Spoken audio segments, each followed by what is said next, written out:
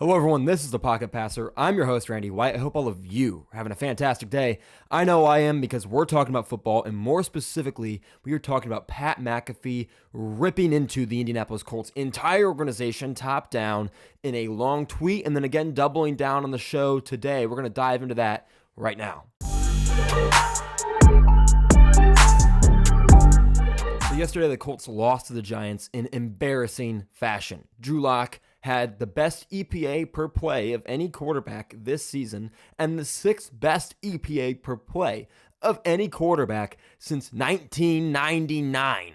That is unbelievably embarrassing. He went, I believe, 19 out of 23 for 309 yards, 4 touchdowns. He ran for 80 yards and rushed for a touchdown. He was not sacked a single time. Gus Bradley is undoubtedly going to be putting fries in a bag in the next week or so. The Colts would be better off having me as their defensive coordinator, and let me assure you, that would be a disaster. But now to get into what's really important and what this video is about, Pat McAfee airing out seemingly all of his grievances with the Indianapolis Colts. He absolutely lit them up. We're going to watch a little bit of the video from Pat McAfee's YouTube channel. I'm going to react to that real quickly. I'm just going to show some brief cut-ups from the video. He tore them apart this morning. I'm going to read the tweet that he posted yesterday in reaction to the shameful outing that eliminated the Indianapolis Colts from the playoffs. Keep in mind, if the Broncos were to lose out, so if they lose to Kansas City next weekend, and the Colts were to have won out, the Colts would be in the playoffs. But here we are instead. It is down to 3 teams vying for that 7th seed spot. Denver clinches it with a victory or a tie with the Kansas City Chiefs, and the Dolphins win with a The Dolphins win and a Denver loss puts the Dolphins in the playoffs at the 7th seed, and a Dolphins loss and a Denver loss and a Cincinnati win puts Cincinnati in the 7th seed. So those are the 3 teams left. Indianapolis is now out of the running because they couldn't get it done against one of the very few teams that has not scored over 30 points this season. Now let's jump into the video. Colts have been eliminated from playoff contention. They're the only ones that went into the weekend lurking, knew they had an opportunity to still make the playoffs, and ended up losing. And they lost to the New York Giants football team, and a lot of people didn't know they were still playing football over there, but I'll let you know. Drew Lock might be a guy. Yeah, Drew Lock might be a guy. We're in it, but inevitably 45 points. 45 points. Fun Giant total? No, for the one team, the New York Football Giants. They scored 45 points in a game you needed to win. Fun fact, the Giants were the only dog to win yesterday. Okay, so that led to me typing something up on X. Sure. Yes, he did. Okay, and the only reason why I felt obligated to put this particular message out is because the things that people were saying to me as I was observing and reporting on the Indianapolis Colts as somebody that has been, in the city, obviously, at all the games, like 2 hours before games start, watching everything, how it goes. Because I don't know any of these guys on this team, really. I don't know any of them. No relationship with them. Now, my fault probably, but also whenever Jonathan Taylor did what he did last year to start training camp as our superstar and our best player, and he was just potting with a hoodie on for the first 2.5 weeks of Shane Steichen and Anthony Richardson trying to set a brand new culture, a culture that is only existent because all the pillars that are still on the team now earned the team the number 4 overall pick because of how bad they were. Okay, so whenever that whole thing starts, I have to point out the fact, like, hey, this would be a lot easier if you just, didn't do this and kind of set precedent and showcase that this is how it is. Inevitably, it was the right business move. Chris Ballard, Jim Irsay rewarded Jonathan Taylor and that particular action while they're trying to build a brand new culture in there with a new head coach and a new quarterback and everything. And I think from that moment, the way I spoke about it. All right, so I want to pause right here. I really like that he brought this point up because it's something I didn't think about, but this is a key thing that a lot of people overlook. Because when you look at the success of an NFL team, you think about what we see on the field, right? You think about the situational decisions like a coach. Shout out Raheem Morris for having terrible situational decision-making last night with timeout management and their loss to the Commanders. And you think about the performance by the players on the field, right? The play calling, things like that. That's what we think about when we think of success for a football team. We just think of what our eyes can see. But the truth is that is the tip of the iceberg. And much like an iceberg, a lot of the success, the majority of a success for an NFL team, it comes from everything beneath the surface that you cannot see. That us, the fans, anyone who's not directly involved with the organization, they can't see it. No one sees that. It's when are you showing up to meetings? all that stuff, right? The stuff that we've called into question and that players have called into question about effort and work, and Pat McAfee's about to touch base on that. But what I love about him talking about this Jonathan Taylor holdout is it is a new regime, Chris Ballard and Shane Steichen. Shane Steichen's first year as a coach, and what is the first thing they have a run-in with? It's a contract holdout. How does that look when a guy is refusing to play, refusing to practice, and saying, I want more money, I need more money now, right? And then you bend the knee to that when you're trying to build a culture. It's not a great sign. It really isn't. And it could go badly in a lot of different ways if you allow a precedent to be set that you can skip practice and get paid for doing so. The Bengals didn't let it happen with Jamar. They didn't pay him, and Jamar came and he played all the same, and he's been fantastic this year. But when you bend the knee early in a regime, it sets a bad precedent, or at least has the potential to. And Pat McAfee's touching base on that, I think, is really important. A lot of people are going to overlook it. I overlooked it. Pat did not. I have a lot of friends in that building, obviously, that have been there a long time. The OGs that I referenced, I would like to see this team get good for them. But the players just have never won. This group of players has never won here. Haven't won the AFC South in 10 years. Haven't won the AFC. Think about how good the AFC South has been for the last 10 years. Terrible. Great powerhouse. Yeah. Tough to win. One of the best. But all these guys that are, not all these guys, most of these guys that are on this team have been here for the entirety of it. Chris Ballard, who I think is a good man, okay? He's a very good man, great hair, great accent. He always says, I trust our guys. I trust our guys. He's paid all these guys that have been here for a long time. They still have never won. And then, the whole thing starts happening with me pointing out the tapping out thing of a quarterback on a third down in a red zone in a game that you need to win. And he says, I was tired. That's all. And it's like inside voices don't need to say that. The fact that you think you could say that leads me to believe that you literally have no awareness of any repercussions of anything. There's no accountability anywhere. So obviously it was bummer to hear Anthony Richardson, a man who... Yeah, another huge one here. So Anthony Richardson sitting out and I'm pulling himself out of a play because he's tired. I've seen so many people that don't seem to grasp the magnitude of this. You cannot pull yourself out of a game for being tired if you're the quarterback. You run the offense. You are the captain, the leader of the offense. Every single play runs through you. There are two exceptions for why you should not be on a football field.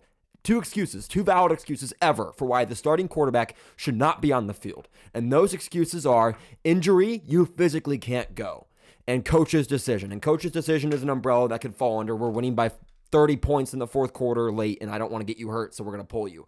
Duh. Or we're losing by 30 points late in the fourth quarter. I don't want to get you hurt. I'm going to pull you. Fine. Or we want to go Wildcat. That's it. Those are the only reasons that a quarterback should ever be off the field.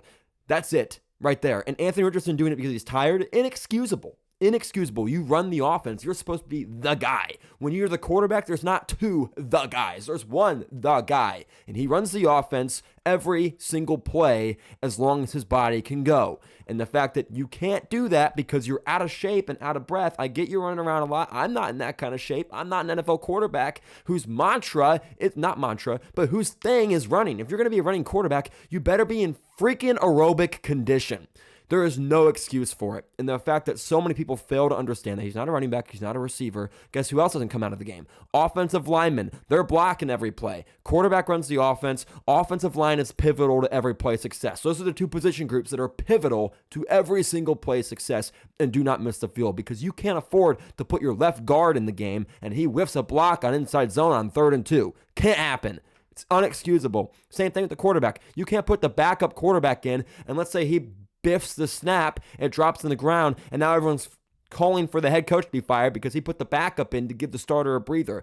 It can't happen. Now, Joe Flacco isn't some bum. He's a good backup, but there's still no excuse for taking yourself out of the game. And also, every great quarterback I know of would never in a million years do that. You think Tom Brady, now I know he's not a running quarterback. You think Tom Brady's pulling himself out of a game? I've never seen Lamar Jackson pull himself out of a game. He's a running quarterback, so if we'll stick to running quarterbacks, fine.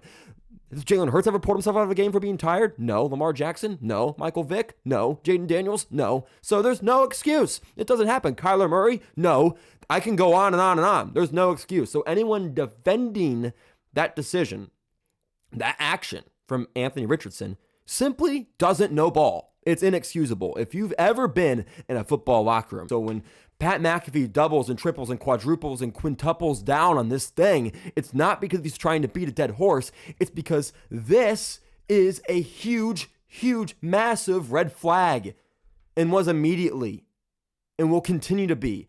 And until there is evidence on the field that it has been solved, it will continue to be a talking point. And that's why he's still talking about it, because they had 45 points dropped on him. And that might not be Anthony Richardson's fault, but it could be the culture's fault. And it's probably Gus Bradley's fault. Like I said, he's going to be putting fries in a bag in 2 weeks, all right? He's not going to have a job. There's no way he does. But it's a culture issue. Everything that goes on in this Indianapolis building is clearly a culture issue. And Pat McAfee is hammering that culture because he knows it's pathetic. He's been a part of Peyton Manning teams. He's been a part of a Peyton Manning team that went to a Super Bowl, and he's also been a part of a team without Peyton Manning that went 2-14 and sucked for Andrew Luck. All right? And then he was a part of an Andrew Luck football team, and Andrew Luck was great. So he's seen great and he's seen crap. He knows the difference, and he knows that what he's looking at is crap. So he's going to call it out.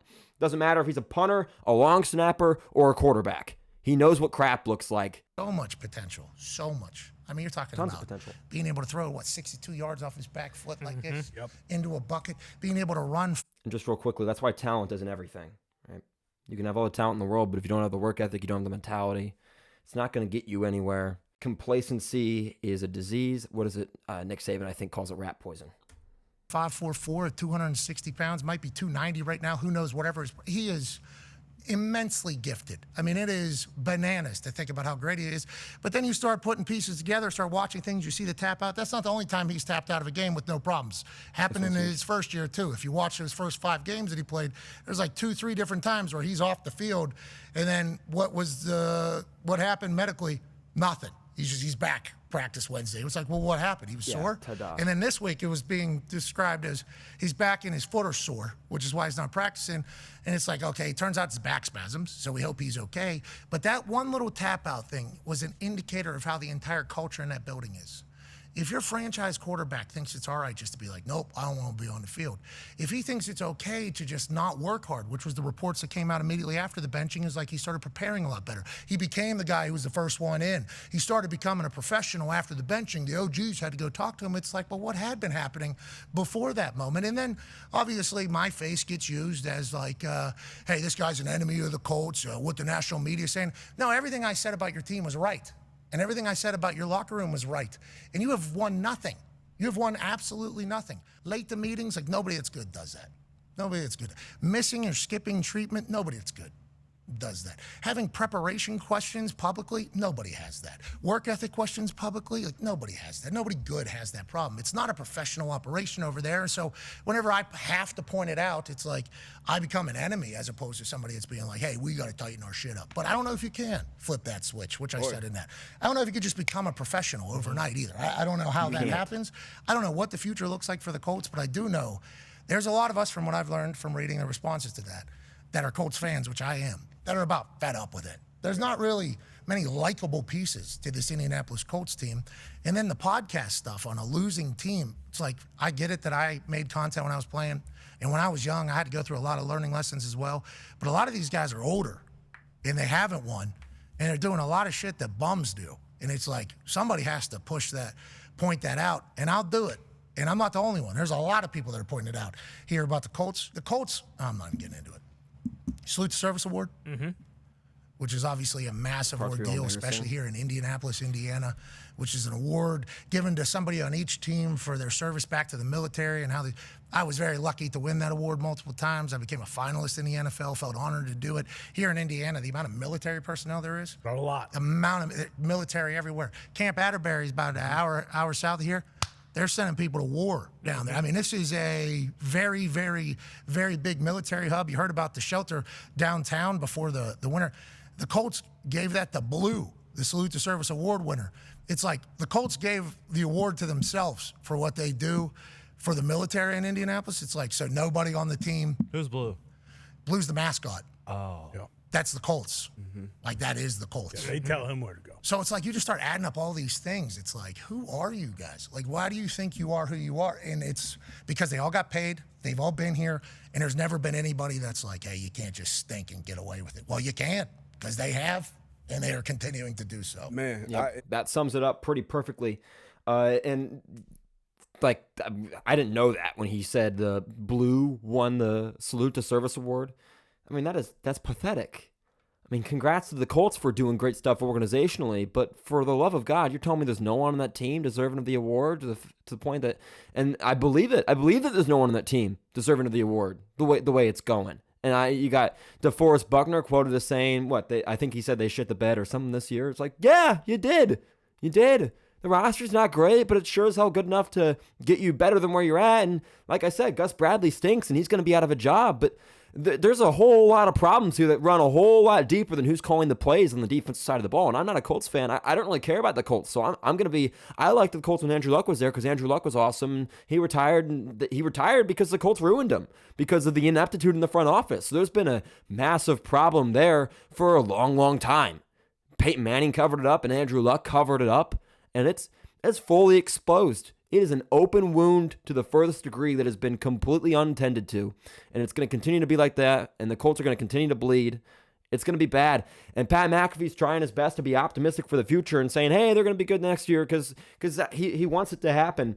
And I know how much I've tried to stay positive on this channel, and I look up to Pat McAfee and the work he does a lot. He's definitely someone that's been an inspiration for me as I've tried to make my own content, and I'm trying to carve out my own niche or niche or whatever in this YouTube economy that's definitely hard to grow in, but I'm doing my best to bring you guys the best content I can. I hate the negativity of the national media, and I hate the way things get covered in sports media and in regular media, and I'm a big believer in trying to be a voice that changes that and focuses on positivity and focuses on the kind of the bright side of spots. But when I look at this Indianapolis Colts situation, it's one of those situations that it's the fact that they are where they are. When you see the way their quarterback acted in terms of pulling himself out of a game, I don't really dislike Anthony Richardson. I hope he does well.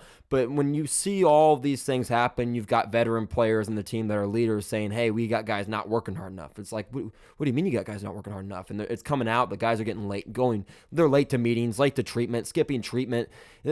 And when Pat McAfee he says in the tweet, good teams don't do that. It doesn't happen on good teams. It's unheard of on good teams. And that's absolutely the truth. And there's a standard that is upheld by the coaches, by the front office, and especially by the players, the leaders in the locker room. And guess what? If you don't live up to those standards, your ass is out of the building and quickly out of the league. That's the way it works. But apparently they found themselves a safe haven in Indianapolis. And as long as it maintains that way, they will maintain their mediocrity. And that is a guarantee. So Shane Steichen's probably got to go. The culture is pathetic, and the head coach is responsible for installing that, and the fact that they haven't put on their big boy pants and said, hey, some of you players that aren't maintaining this culture have to go. We haven't seen that. And if that doesn't happen, then the coach has to go, and those players have to go. It can't just be the players if you let it fester. It's got to be everybody. It's got to be a clean slate. They got to clean a lot of that house if they're going to fix it. It's a really sorry situation in the state to the west of me. And I hope they figure it out because, I mean, football is fun when the Colts have a good quarterback and the Colts are competing. It makes things more interesting. When good teams are competing, it's interesting. And the Colts aren't interesting. The only thing interesting about them is seeing how they're going to blow it each year. And they've managed to do it in impressive fashion each year. It's been a lot of malpractice organizationally, coaching-wise, play-calling-wise, chemistry-wise, culture-wise. It's a damn shame. They got to get it fixed. Next, I'm going to go ahead and absolutely dump on some clock management decisions in my next video. So if you guys want to see that, if it's out by the time you're seeing this, go check that out. And if not, go check out other videos on my channel. I do film breakdowns, and I do stuff like this as well. So if you guys are interested in checking out some film breakdowns, go to my channel. It'll say watching the film at the top for some of the recent ones, and the older ones, it won't say that. But that's kind of the new thumbnail format I'm trying out. I appreciate all of you guys for the support and the growth I've had this year. It's been my best year by far. We are at the very end of it. It has been a fantastic year. Thank you all so much for the support. I love you all. 2025 is going to be fantastic. It's going to be even better than 2024 was, and I consider 2024 a success. But we're always striving for more. We're always going to push for the maximum, and that means the maximum quality in content. The viewership means nothing to me if the content is weak in quality. I appreciate all of you. I will see all of you in the next video. Peace.